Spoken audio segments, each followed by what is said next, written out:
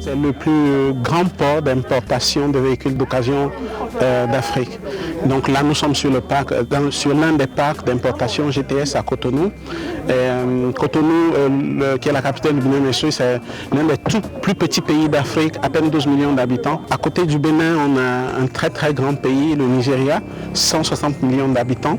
Le Bénin, s'étant rendu compte qu'on n'avait pas de ressources comme le pétrole, l'or et l'argent, a investi dans plusieurs domaines pour servir son grand voisin d'à côté, et entre autres les véhicules d'occasion. Donc à Cotonou, on a au minimum 20 000 voitures d'occasion qui viennent par bateau tous les mois. Donc 90% s'écoulent sur le marché du Nigeria et les autres entre le Bénin, le Cameroun, le Tchad, le Burkina Faso et le Niger.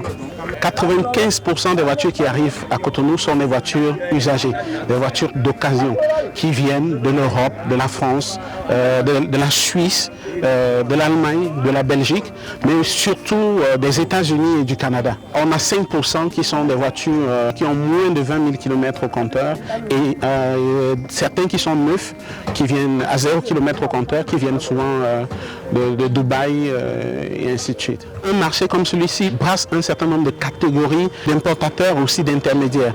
Les importateurs, pour la plupart, pour la grande majorité, sont des Libanais, mais aussi quelques Béninois.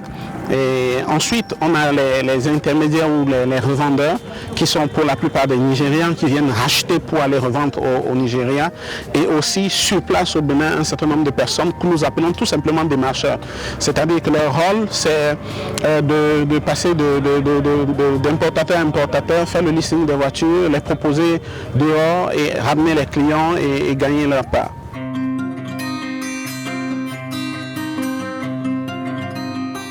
On a de véritables génies, créateurs, ainsi de suite. On va jusqu'à des changements. Par exemple, vous avez une voiture qui a un moteur complètement cassé. Il y a des mécaniciens qui peuvent vous proposer un autre moteur moins cher avec des pièces facilement trouvables à la place du moteur de la voiture et vous ne voyez que du feu. Ce marché représente aujourd'hui près de la moitié de l'économie du Bénin. On parle de l'activité portuaire. C'est le port qui rapporte la plus grande devise à l'État béninois, à l'économie béninoise. Donc là, il ne s'agit pas seulement des voitures, il y a d'autres choses, mais la voiture tient quand même la première place.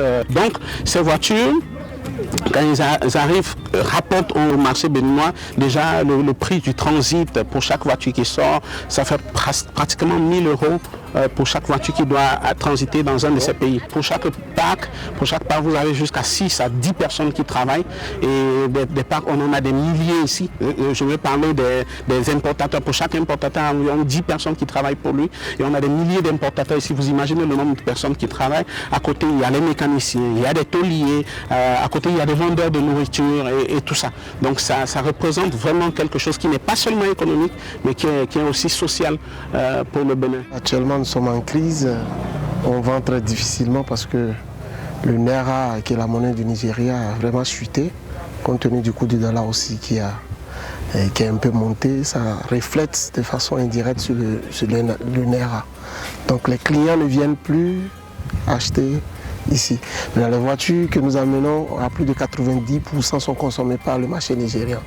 Donc il y a de la mévente totale sur le marché. Ça agit directement sur l'économie béninoise parce que notre économie est une économie purement fiscale et la vente des véhicules fait partie du budget national. Le fait que nous ne vendons pas, l'État aussi le ressent.